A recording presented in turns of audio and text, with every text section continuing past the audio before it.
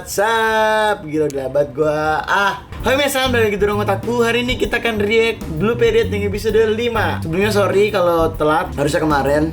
Tapi kemarin gue lagi lumayan ada urusan lah, jadi akhirnya gue gak bisa tepat waktu. Dan Blue Periodnya nih keluarnya kemarin siang banget anjir. Kalau dari pagi gue masih bisa tuh, tapi kalau sudah kesiangan tuh nggak bisa gue. Jadi dan gue minta maaf juga Platinum N gue juga nggak bisa upload karena kemarin tuh bokap gue tuh ngundang temen-temennya karaokean gitu, jadi gue nggak bisa syuting. Jadi ya gitu dah. Namanya masih tinggal sama orang tua ya, gimana? Jadi ya udah. Akhirnya hari ini gue baru bisa upload Blue Period. Dan ya kita recap dulu di Blue Period episode 4 kemarin. Si Yaguchi dan siapa nama temennya sih? Anjing lupa gue nama temennya. Yota. Nah, Yaguchi dan si Yota Suke kalau salah namanya ya. Nah, si Yota ini tuh terang-terangan bilang sama Yaguchi kalau dia nggak suka sama Yaguchi karena merasa Yaguchi ini punya semuanya. Kayak mau dia tuh si Yota ini tuh kayak mau mendominasi gitu, kayak dia tuh nggak mau kalau gue cuma punya seni gitu. Nah, lu tuh punya semuanya, lu pinter, lu berbakat gitu kan. Sama si Yaguchi akhirnya tuh kayak pengen ngebuktiin kalau enggak, lu nggak tahu apa-apa soal gue, jadi gue pengen buktiin kalau gue bisa ngelukis yang bagus gitu. Oh, dan si Yota ini dia kalau di episode 4 tuh dia mau mutusin buat keluar dari les karena dia ngerasa les itu tuh nggak membuat dia berkembang. Les itu cuma membuat lukisan dia tuh diterima gitu, tapi nggak bikin lukisan dia makin bagus, cuma bikin diterima doang gitu. Itu dua hal yang berbeda. Oke, apa yang akan terjadi di episode 5? Langsung kita saksikan Blue Period yang episode 5. Let's go. Bentar. Sebelum kalian lanjut, ini ada pesan dari Doraemon. Teman-teman, buruan subscribe. Kita pengen monetize. Buruan subscribe bangs. Bentar Doraemon sabar ya. Makanya minasan, subscribe buruan. Udah, yuk lanjut. Ada apaan tuh di bawah? Ada barcode guys. Masuk nih. Ada barcode. Coba kalian scan barcode itu deh. Paling masuk ke link Saweria, terus bisa ceban ke paling kecil ceban sih. Ya nggak apa-apa, cuma naro barcode doang, mah apa sih? Kalau misalnya kalian mau itu di bawah, kan di Saweria itu kan bisa ngasih pesan gitu. Nanti pesan kalian bakal gue bacain di setiap akhir video. Kalau udah banyak gitu ya ngasih, gue bikin videonya khusus buat bacain pesan kalian gitu. Mau challenge mau apapun terserah. Ke di bawah ya, buruan. Ada barcode tuh, jangan gue nih barcode-nya, oke? Itu gue harusnya lepas optional ya. Ini tuh ada. Soalnya teman-teman gue yang pada react tuh, reaktor Indonesia tuh pada naro Saweria di link tapi nggak pernah di pada naro Saweria di deskripsi tapi nggak pernah di mention gitu kan, mubazir gitu, ngapain? Jadi kayak gini langsung kasih tahu, ini gue ada Saweria di bawah gitu. Langsung lu tampilin barcode-nya. Oke, ini dia. Meski aku tahu temanya tapi aku tak berbahaya. Gue ketinggalan, maaf ya guys. Gue sampai sekarang masih lupa nama teman-temannya. Oh, ini dia mau ikut ujian. Dia mau ikut ujian ujian les apa sih, gue tau. Pokoknya kayak festival gitu deh. Jadi kalau di tempat les itu emang selalu ada ujian buat kayak naik kelas gitu. Karena di tempat les itu ada kayak gitu juga, maksudnya bukan cuma belajar biasa, ada kayak melatih gitu lah.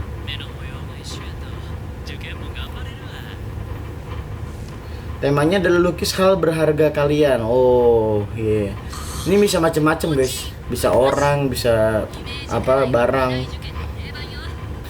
Jadi benar-benar imajinasiin lah apa dah gitu yang berharga buat lo gitu.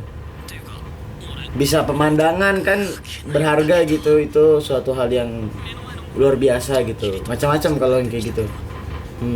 Ini harus sudah nge-explore imajinasi nih kalau udah kayak gini, karena nggak ada contoh lagi kan. Si Yaguchi biasanya tuh ngelukisnya pakai contoh.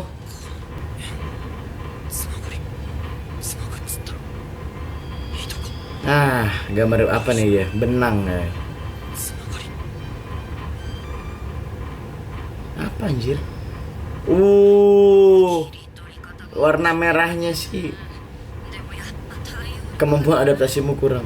Tapi bagus sih, maksudnya kita tahu itu warna merah itu kan.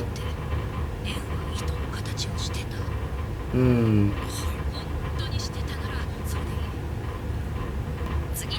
Tema berikutnya, lukislah sesuai judul kalian. Maksudnya apa sih? Sesuai judul. Oh, jadi bikin judul dulu baru dilukis kali ya. Maksudnya jadi harus bikin judul dulu. Itu apaan? Oh, orang depresi kayaknya deh. Tapi bagus sih. Lukisan F100. Oh, itu tuh kayak ukuran berarti ya. F15, F100. Oke, dan dari lukisan bukan dari tekniknya. Oke. Oh, nggak mau dia.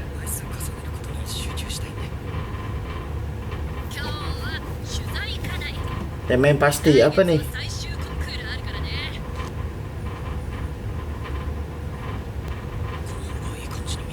Gambar jam dinding dia ya. Tapi yang tadi depresi bagus sih, gambar depresi tadi. Lah. Kaku banget geraknya ya.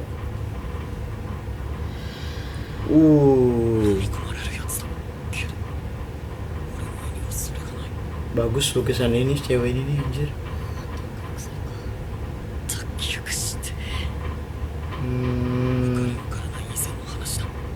Berarti imajinasi dia kali ya, maksudnya belum luas imajinasinya. Karena sama ini dia kan gambar ngikutin apa yang ada. Mau ngapain dia? Mau lukis F100.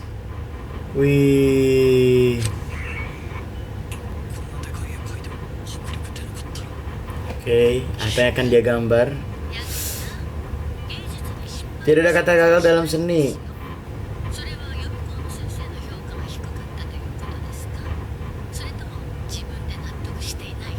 Bener banget.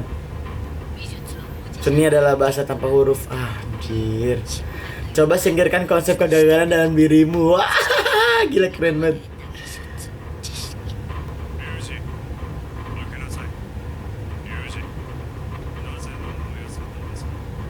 Oh iya, dia udah sering bolos les ya. Kenapa dia ya? Kapan-kapan main ke kampusku. Berarti si Yuji ini kayaknya punya backstory yang cukup buruk kayaknya di rumahnya. Kayaknya di rumah dia kurang nyaman lah kayak di rumahnya. Ini sugesti doang apa gimana ya? Apakah gue sekarang ngelihat si Yuji kelihatan cowok banget ya?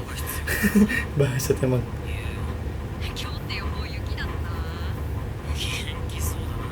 Suaranya juga jadi cowok banget. Kenapa ya? Sugesti kali.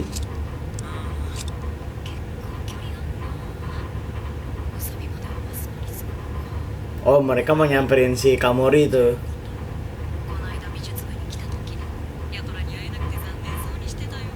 Ya. Padahal mereka baru kenal baru banget ya, kenapa berasa deket banget ya? Ih, ada lukisan gede lagi dong.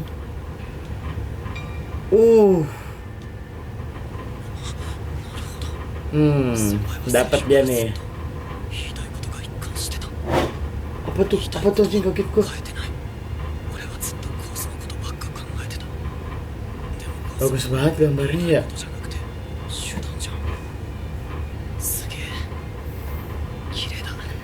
Itu di bawah tuh patung-patung tuh buat inspirasi kali ya, buat contoh.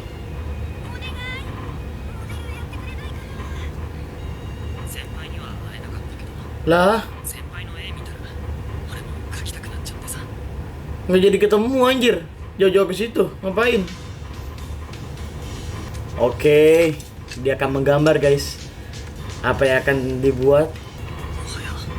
Apa itu? Dia gambar apa itu? Bagus men. Itu kayak jalan gitu bukan sih?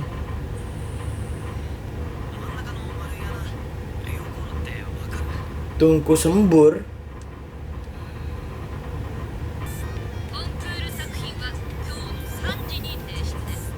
Oke. Lukislah tentang makanan. Oh, ini jelas nih. Ini jelas nih. Makanan gitu.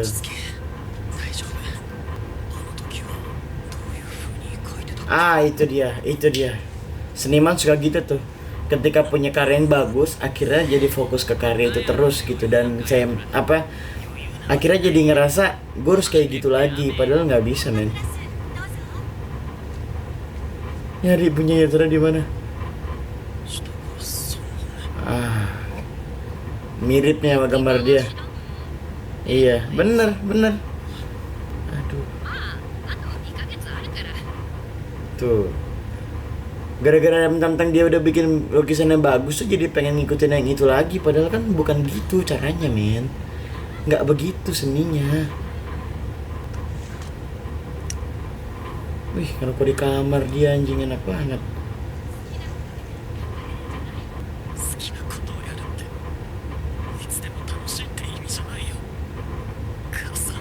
Enggak sih.